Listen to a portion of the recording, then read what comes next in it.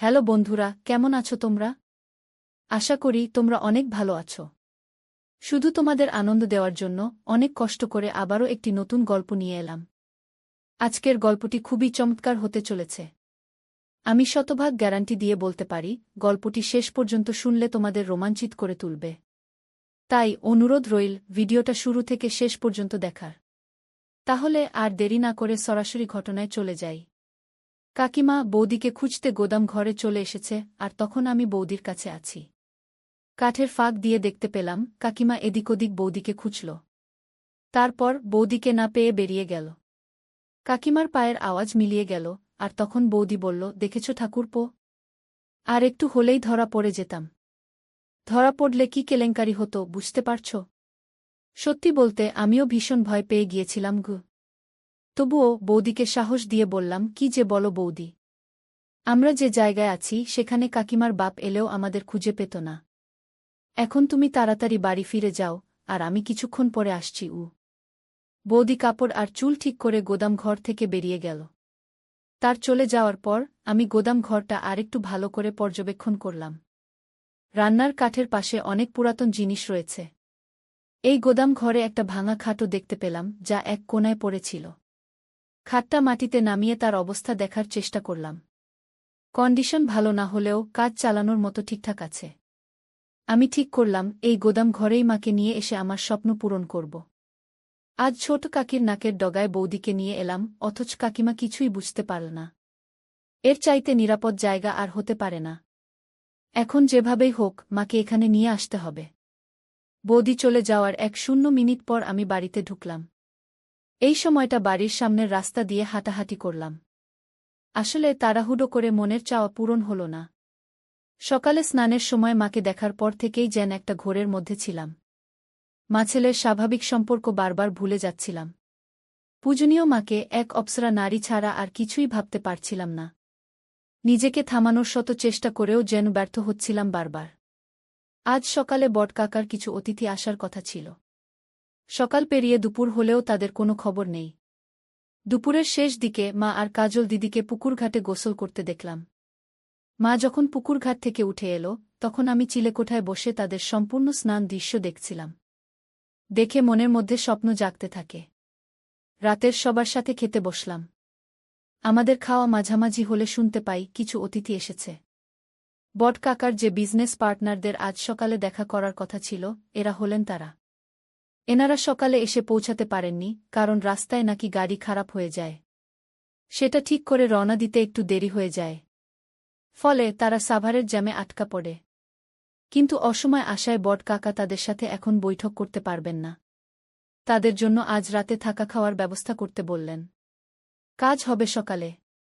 অনাকাঙ্ক্ষিত এই অতিথিদের থাকার ব্যবস্থা করতে গিয়ে একটা ঘর কম পড়ে গেল।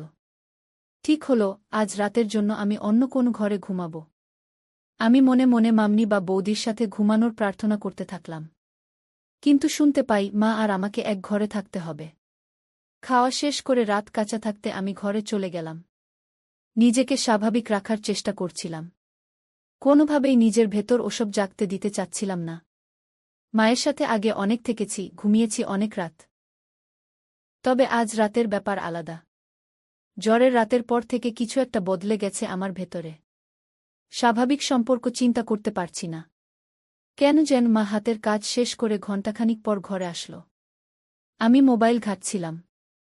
মা এসে কাপড় নিয়ে বাথরুমে চলে গেল। কিছুক্ষণ পর একটা নতুন শাড়ি পরে বের হল। মায়ের এই রূপ দেখে আমার নিজের উপর নিয়ন্ত্রণ রাখা আরও কঠিন হয়ে পড়ে। নিজের ভেতরের এক পাশবিক পুরুষসত্তা জেগে উঠতে থাকে। সে সত্তা মায়ের দেহ আর রূপ আমার চোখ দিয়ে নিঙে নিতে থাকে। সন্তান সত্তা আর পুরুষ সত্তার ভেতর এক যুদ্ধ চলতে থাকে। আমার হাতে মোবাইল দেখে মা বলল, রাত জেগে আর মোবাইলে দেখি না, ঘুমিয়ে পড়ো। নতুন শাড়িতে মাকে অসম্ভব সুন্দরী লাগছিল। কিন্তু এসময় শাড়ি বদলানোর কারণ বুঝতে না পেরে মাকে প্রশ্ন করি, এসময় শাড়ি বদলাতে গেলে যে আর বলিস না, তোর বট কাকি খাল বাসন ধুতে গিয়ে শাড়িতে তরকারি ফেলে দিল। ওই শাড়ি তো আর পরে থাকতে পারি না। এই শাড়িতে তোমাকে অনেক সুন্দর লাগছে মা। গিও মা, তাই নাকি? এটা তো অনেক পুরাতন শাড়ি। শাড়িটা কে পরেছে দেখতে হবে না? আমার মা তো বিশ্বের সেরা সুন্দরী। তোমাকে সব কাপড়েই সুন্দর লাগে মা। পাশে এসে বসল। আজ হঠাৎ মাকে এত সুন্দরী লাগছে কেন? কোনো মতলব আছে নাকি? মতলব আছে, এবং সেটা খুব ঘৃণিত। আমি পেটের কথা পেটে রেখে বললাম, কি মতলব থাকতে পারে? তুমিই বল। সেটা তুই ভালো জানিস বাপু। দেখি আমাকে শুতে দে। সারাদিন হাট ভাঙা খাটুনি গেছে। হ্যাঁ, সে তো হবেই। বাড়িতে যতজন লোক, সবার জন্য রান্নার কাজ করতেই তো বেলা শেষ হয়ে যায়। চাকরের কি দরকার? নিজেরাই তো সব কাজ নিতে পারি। হ্যাঁ, তাই তো। বউগুলোকে বিনে পয়সায় চাকরের মতো খাটাতে পারলে তো কাকাদের লাভই। তুই কাকাদের উপর খেপলি কেন রে? খেপলাম কোথায়? তোমার পা টিপে দেব মা। ও মা, আমার ছেলের সুমতি হল দেখছি। এই তুই সত্যি করে মতলবটা বলতো। আহমা, তুমি তখন থেকে কি মতলব শুরু করলে? বলতো, বলা নেই কওয়া নেই, আমাকে সুন্দরী বলছিস। হুট করে আমার সেবা করতে চাচ্ছিস। ব্যাপারটা কি? ব্যাপার কিছু না। আমি জ্বরে পড়লে তুমি সেবা করেছিলে। সেখানে তোমার কি মতলব ছিল বল শুনি? ও মতলব থাকবে কেন? তুই আমার ছেলে। তোর অসুখের সেবা করব না আমি? তুই ছাড়া আমার আলাপন কে আছে? আমিও তো তাই বলছি। তুমি ছাড়া আমার আলাপন কে আছে? তোমাকে যে অসম্ভব ভালোবাসি মা। ইমোশনাল হয়ে পড়ে আমার কথা শুনে আমাকে জড়িয়ে ধরে কাঁদতে শুরু করে। মায়ের ছোঁয়া পেয়ে এসময় পরাজিত হয় আমার সন্তান সত্তা। তখন আমি এক অন্য আমি হয়ে যাই। তীব্র লালসায় মাকে ধরি। কিছুক্ষণ পর মা আমাকে ছেড়ে দিয়ে আমার কপালে হামি দিল। মায়ের চোখে কান্নার জল। আমি হাত দিয়ে মায়ের চোখের পানি মুছে দেই। মাকে বলি, তোমার জন্য আমি আছি মা। তোমার কোনো ভয় নেই, কোনো দুঃখ নেই। তোমার সব চাওয়া পাওয়া আমি পূরণ করে দেব। মা হাসার চেষ্টা করে বলল, আমার ছেলে দেখি বড় হয়ে গেছে। মায়ের দুঃখ কষ্ট বুঝতে শিখেছে। কিন্তু আমার কোনো ভয় নেই, দুঃখ নেই। আর নতুন করে চাওয়া পাওয়ারই বাকি থাকতে পারে। আমি গম্ভীর হয়ে মায়ের হাত ধরে বললাম, তুমি সবসময় মানিয়ে নিয়েছ বাবা। তোমার প্রতিদিনের পর দিন যে অবিচার করেছে তা আর কেউ না জানুক, আমি জানি। আমার কাছে লুকানোর কিছু নেই। মা বিব্রত হয়ে আমার হাত ছাড়িয়ে নিয়ে বলল, তোর বাবা আমার সাথে কি অবিচার করল? সংসারে একটু আরেকটু মনোমালিন্য হবে। এটাই তো স্বাভাবিক। তোর বাবা একটু রাগী জানি, কিন্তু সে মানুষ খারাপ না। আমি মায়ের একটা গালে হাত দিয়ে বললাম, আমার জন্মের পরে বাবা তোমাকে ছুঁয়ে দেখেছে কি? আদৌ দিনের পর দিন তুমি বাবাকে পাবার জন্য বিছানা ছটফট করতে? মা লজ্জা পেয়ে যায় আমার লাগামহীন নির্লজ্জ কথা শুনে। গাল থেকে আমার হাত মেরে ছাড়িয়ে আমাকে ধমক দিয়ে বলল, কিসব আজেবাজে কথা বলছিস? তোর মুখে কি লাগাম নেই? মায়ের সাথে কিভাবে কথা বলতে হয় ভুলে গেছিস? আমি মায়ের দুই বাহু শক্ত করে ধরে মাকে বললাম, আজেবাজে কথা না মা। আমি যা বলছি তা একটু মিথ্যা নয়। তুমি আমায় ছুঁয়ে বল আমি ভুল বলছি। একথা বলে মায়ের একটা হাত আমার মাথায় রাখলাম। মা আমার মাথা থেকে হাত সরিয়ে নিয়ে বলল, তুই এসব কি শুরু করলি? আমি মায়ের হাত আবারও মাথায় নিয়ে এসে বললাম, আমার দিবি বলো, আমি ভুল বলছি। মা মুখ নিচু করে চোখের জল ফেলতে থাকল। আমি মায়ের আরও কাছে এসে বসলাম। দুহাতে মায়ের গাল ধরে মায়ের মুখ উঁচু করলাম। মায়ের চোখের জল আঙ্গুল দিয়ে মুছে দিয়ে মায়ের কপালে হামি খেলাম। মায়ের কপালে আমার কপাল ঠেকিয়ে বললাম, আমি আর তোমার ছোট ছেলে নেই মা। আমি তোমার দুঃখ দূর করার মতো যথেষ্ট বড় হয়েছি। আমি তোমাকে আর কখনো বাবা অভাব বুঝতে দেব না। কথা দিলাম তোমাকে। মা আমার দিকে বিস্ময় হয়ে তাকিয়ে বলল, তুই কি বলতে চাচ্ছিস? তোর বাবা কিসের অভাব রেখেছে? আর তুই বাবার কোনো অভাব পূরণ করবি? এই অভাব বলে আমি হামি দিতে থাকলাম। মা ঘটনা আকস্মিকতায় স্তব্ধ হয়ে যায়। যখন বুঝতে পারে আমি কি করছি, তখন আমাকে দুহাতে ধাক্কা দিয়ে ঠেলে সরিয়ে দেয়া। তুই এটা কি করলি? তুই কি জেনে বুঝে করছিস? তুই পাগল হয়ে গেছিস? মা তার চেহারা দুহাত দিয়ে ঢেকে কাঁদতে লাগল। একটু পর মুখ তুলে আমার দিকে রক্তবর্ণ চোখ করে বলতে লাগল, দূর হ আমার চোখের সামনে থেকে। তোর মতো কুলাঙ্গার জন্ম দেওয়ার আগে আমার মরণ হল না কেন? যদি জানতাম তুই বড় হয়ে এ কাজ করবি, তাহলে তোকে ছোটবেলাতেই মেরে ফেলতাম। মা কথা শেষ করার আগেই আমি মাকে আবার দেই, আমি তোমাকে ভালোবাসি মা, অনেক ভালোবাসি।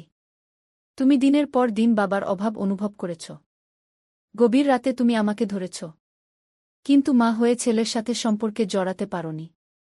আমি ছোট ছিলাম বলে তুমি মেটাতে পারোনি ক্ষুধা। মা আমার কথা শুনে বলে, তুই এসব কি বলছিস? আমি তোর মা হয়ে তোর সাথে এমন কাজ করার কল্পনাও করতে পারি না কখনো। আমি মায়ের কানে মুখ রেখে বললাম, আমাদের মাছেলের সম্পর্কের বাইরেও একটা পরিচয় আছে মা। আমি পুরুষ আর তুমি নারী। তুমি এতদিন নিজেকে সম্মত রেখেছ, নিজেকে সতী প্রমাণ করার চেষ্টা করেছ। কিন্তু কার জন্য? যে লোকটা তোমাকে মানুষ বলে গণ্য করে না, তার জন্য তুমি যদি নিজের জন্য একবার হলেও ভাবতে, তাহলে আজ তোমার জীবনে এত দুঃখ থাকত না, কখনো এত অবহেলায় থাকতে হতো না। ঘিমা আমার বুকে মাথা লুকিয়ে বলতে থাকে, কিন্তু তুই আমার ছেলে। আমি কখনো এত বড় পাপ করতে পারব না। আমাকে ছেড়ে দে তুই। আমি নিজেকে আটকাতে পারছি না। মা, তোমার পেয়ে আমি পাগল হয়ে গেছি। তুমি অপরূপ সুন্দরী।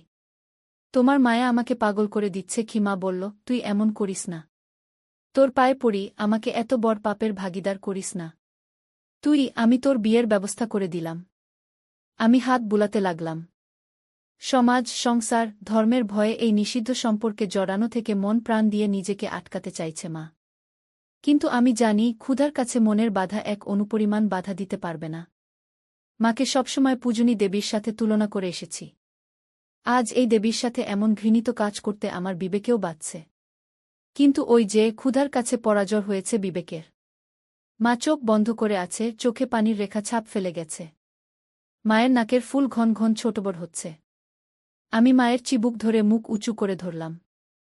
মা চোখ খুলল না, ঘন ঘন নিঃশ্বাস নিতে থাকল। মায়ের বিছানার পাশের টেবিলে সিঁদুরের কোটা দেখতে পেলাম। এক হাতে কোটাটা তুলে নিলাম। কোটা থেকে সিঁদুর নিয়ে মায়ের ফাঁকা সিথিতে পরিয়ে দিতেই মা চোখ খুলে ফেলে।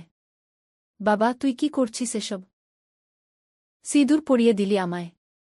আর কোনো সংকোচ নাই মা, তোমায় সিঁদুর পরিয়ে নিজের বউ করে নিলাম। সিঁদুর পড়ালেই কেউ বউ হয় না। সমাজের সামনে অগ্নিকে সাক্ষী করে 7 পাক ঘুরতে হয়, আজীবন সাথে থাকার প্রতিজ্ঞা করতে হয়। তুই আমাকে নিয়ে যা করতে যাচ্ছিস সেটা পাপ। তোকে বাধা দেবার ক্ষমতা আমার নেই। এ পাপ তুই করিস না বাপ আমার, আমাকে আর অসতী করিস না। আমি শাড়ির আঁচল তুলে মায়ের মাথায় ঘোমটা দিয়ে দিলাম। মার চোখ অশ্রুতে টলটল করছে। আমি মাকে বললাম, তুমি আদর্শ মা, আদর্শ বউ। কিন্তু বাবা তোমার আদর্শ স্বামী হতে পারেনি। যে সমাজ এতদিন তোমাকে উপেক্ষিত করে দেখেছে, আমি মানি না সে সমাজের নিয়ম। ঘরে জ্বলতে থাকা মাটির প্রদীপটা মেঝেতে রাখলাম। মাকে বিছানা থেকে নামিয়ে হাত ধরে প্রদীপের চারপাশে 7 পাক ঘুরলাম। তারপর আমার গলা থেকে স্বর্ণের চেনটা খুলে মায়ের গলায় পরিয়ে দিলাম।